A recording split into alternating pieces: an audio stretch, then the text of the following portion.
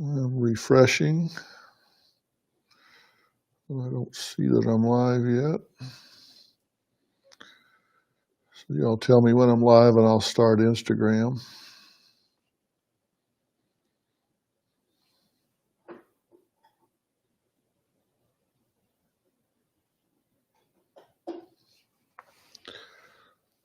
You tell me when I'm live.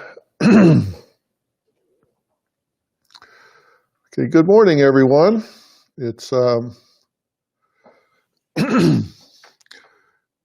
morning, everyone. It's Monday.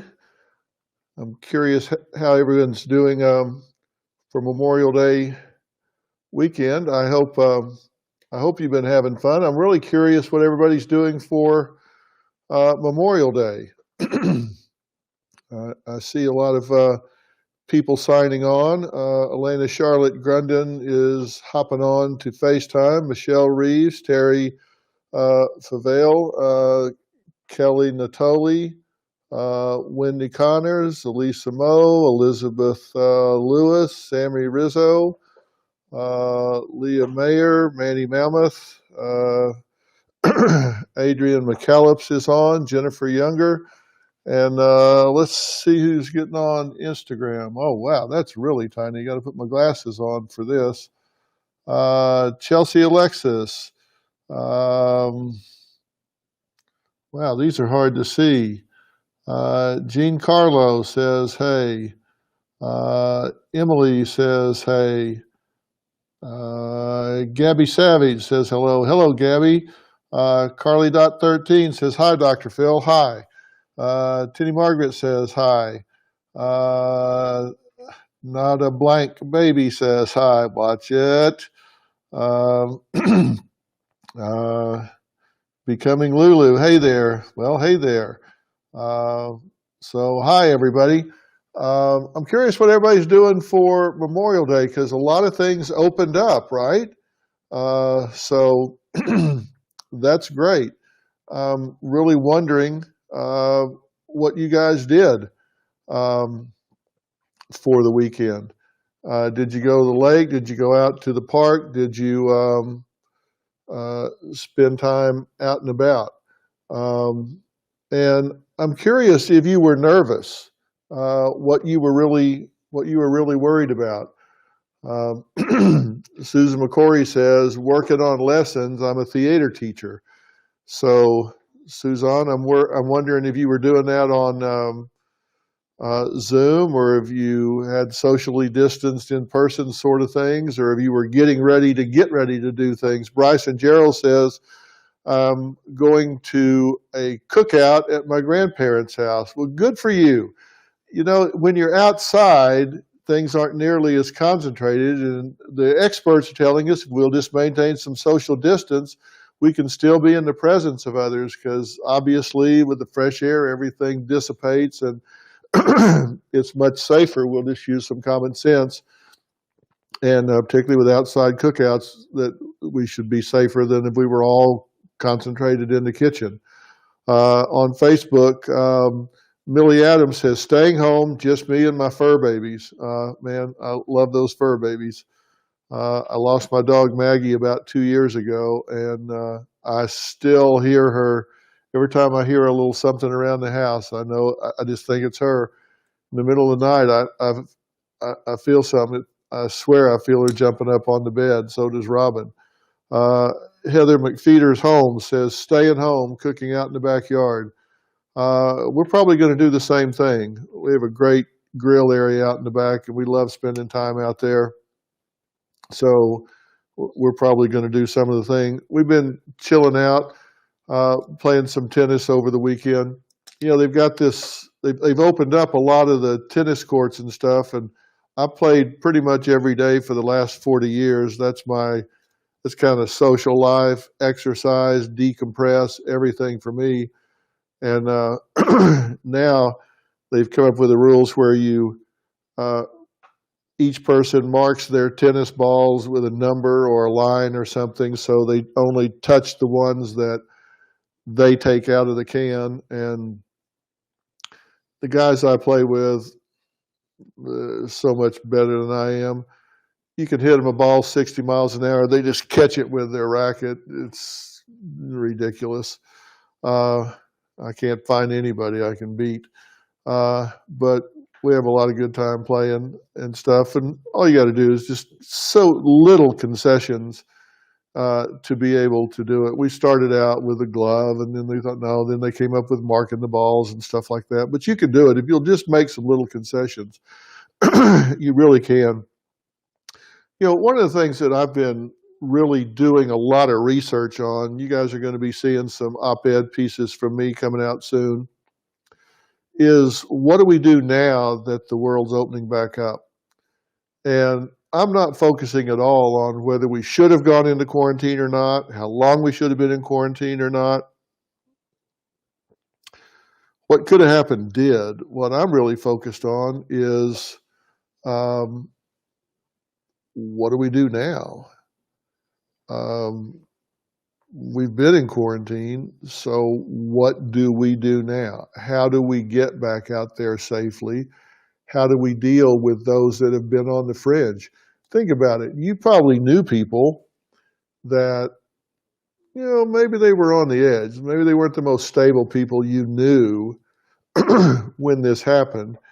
And whatever resources they had kind of went away at the time of the shutdown. They couldn't go to therapy. They couldn't go to group. They couldn't do a lot of things that they needed. Well, they didn't just all of a sudden get stable, so they probably deteriorated during this time. So problems got worse, not better. So how do we deal with that? What do we do going forward? I'm going to be talking about that. On Facebook, Wasim Dardori says, I still don't understand why stores are opening. It's not like the virus is getting better. That's a good point. It's not that it's getting better, but there comes a point, what do you do? I've had this debate with a lot of people, and I can argue both sides equally. What do you do? Do you just never start living again? Or do you start living differently? Do you never open a store again? Do you just say, well, we just don't ever have a life again? Or do you say, well, we're going to open the store, but we're going to open it differently? Are there things in that store people need to live? And if they do, then how do you open the store in a safe way? Do you limit the number of people in the store? Do you maintain social distancing in the store? While we've been in quarantine, we've learned new skills. We've learned social distancing. We've become aware of the need for different levels of hygiene. Masks have come into play, hand washing, gloves, keeping ourselves from touching face, et cetera, et cetera. So, no, the virus hasn't gone away, but have we gotten smarter? Have we learned to cope with it better than we have? And some people make the decision to live with the risk. Some people only drive when the streets are dry. Some drive when there's ice on the roads. Some people drive differently when there's ice on the roads than when there aren't. You say, all right, am I willing to take the risk to go to this store when there is an infectious disease out there? But am I going to go to the store the same way I did when there's not?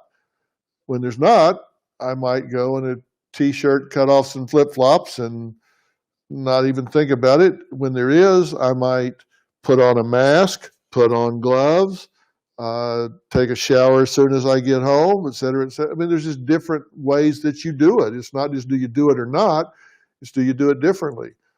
Julie Meldrum says, what do you do if you have an allergy to the mask? Get a different kind of mask. There are masks that are made of all different, there's neoprene, there are paper, there are different kinds of fabric. You don't have an allergy to mask. You have an allergy to the material a mask is made of, and it's made of a lot of different things. Lisa Spada-Feldman says, what's your opinion on child care reopening so parents can go back to work? Ty. Well, again, you have to evaluate so you can see, um, uh, so you can see um, what exactly the situation is.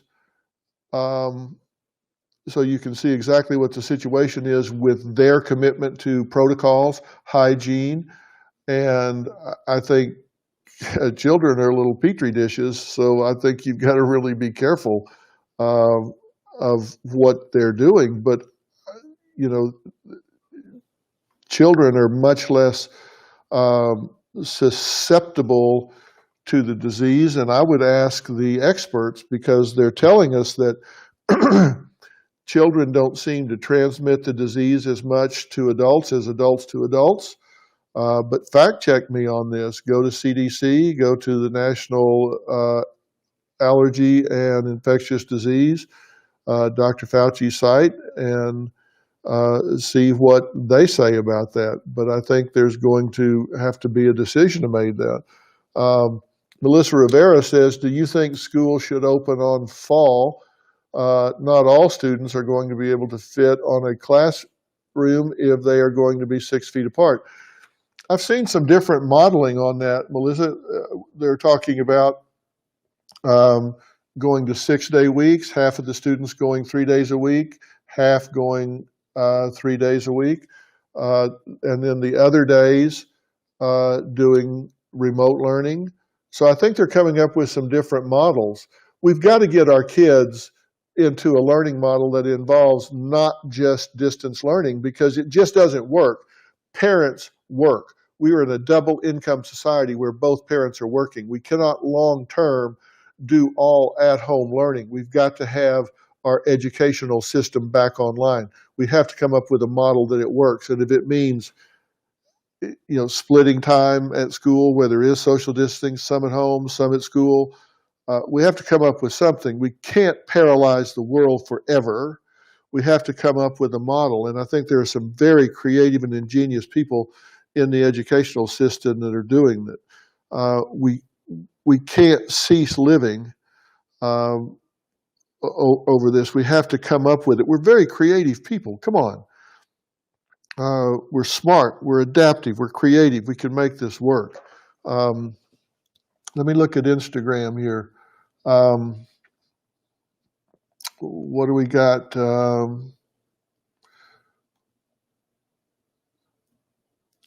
Level 1, send me to the ranch, Dr. Phil. You don't want to go to the ranch. Hello, Jello, 987. I've been bad. Kyler says, hello, hello. Silena, H7. How are you doing? Sarah, 666. Says, hey, look at us. Hey, I am looking. How are you? Annalise says, hey, how are you? Milky Slug, adore you. Thank you. All ABC says, hey, Dr. Phil, how are you? Wow, Booze Jerry says hi. Man, there's a lot of you guys on there. Thank you so much for checking in this morning. I just wanted to see how you were doing for the weekend. We have a show today that's a brand new show. I think you're going to love it. This one is Kaylin Whitaker, Confessions of Her Young Killer. This is an amazing show. This is so tragic. A young woman's boyfriend tells the police that she committed suicide.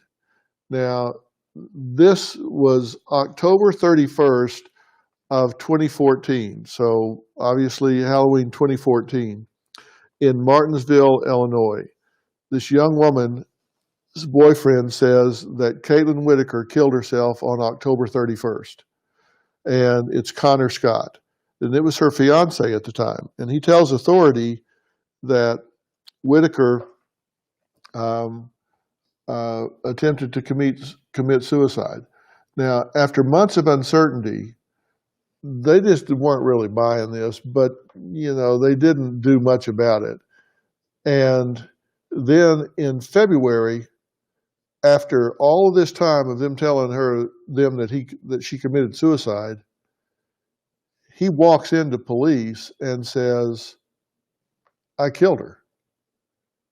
I mean, her parents have gone crazy. They never believed she committed suicide.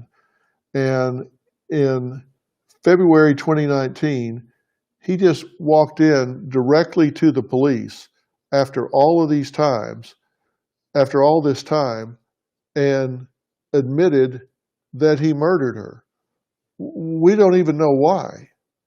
But 5 years later, they changed it from suicide to murder after months. But then after 5 years, he goes in and confesses that he murdered this girl. And that's what this show's all about. He got sentenced to 37 years in prison. And so this is a bizarre story. And we're talking to family members and getting into a lot of the things that are going on behind this. But it is a true human drama and really raw. And as you watch this, you're going to see some things that are you couldn't make a Law and Order episode better than this. About 3 weeks before he turned himself in, his current girlfriend went to the police and says, "He's got a gun, and I am scared, and he shouldn't have it." And I mean, the whole thing starts unraveling. It's just, it's really bizarre. I feel really, I got to tell you, I feel really honored to get to unravel some of these mysteries. And this is just another one of those that we got into and got a chance to unravel and help the family with. So I think you'll really find it interesting. So no doubt about it.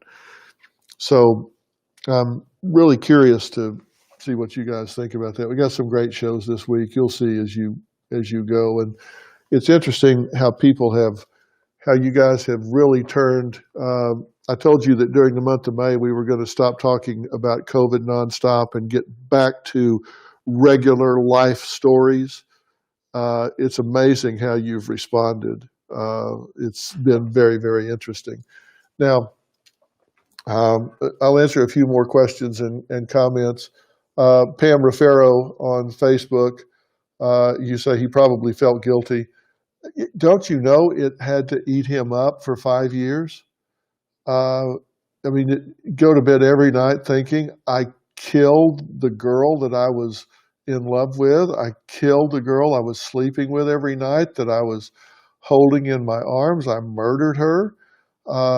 She was a very sweet girl. And there's a very nice memorial at the end of the episode where we just stop everything down and give her parents an opportunity to share with the world how special she was. One of the things we try to do when I get involved in these crime stories is, maybe it seems like the really interesting part is the bad person and the devious part of their minds.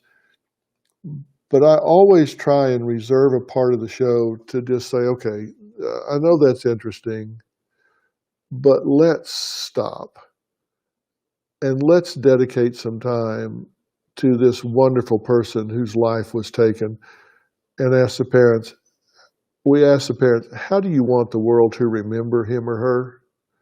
And we let them bring us pictures, videos, stories, choose music, and we create this piece that we hope is really beautiful, and then we give that to them as a gift, and we run it at the end of the show, because we want to honor the person, not just give the attention to the bad person. And Christine Corsten says, will you plan to speak to the boyfriend and see why he finally confessed? Very much. I want to go to the prison and sit down with this young man and talk to him and ask Scott Connor, what the hell were you thinking? What drove you that night? Was it drugs? Was this a mental illness issue with you? What happened in the 5 years ensuing? What made you walk into that police department? How do you feel about it now? What happened? I have so many questions for him.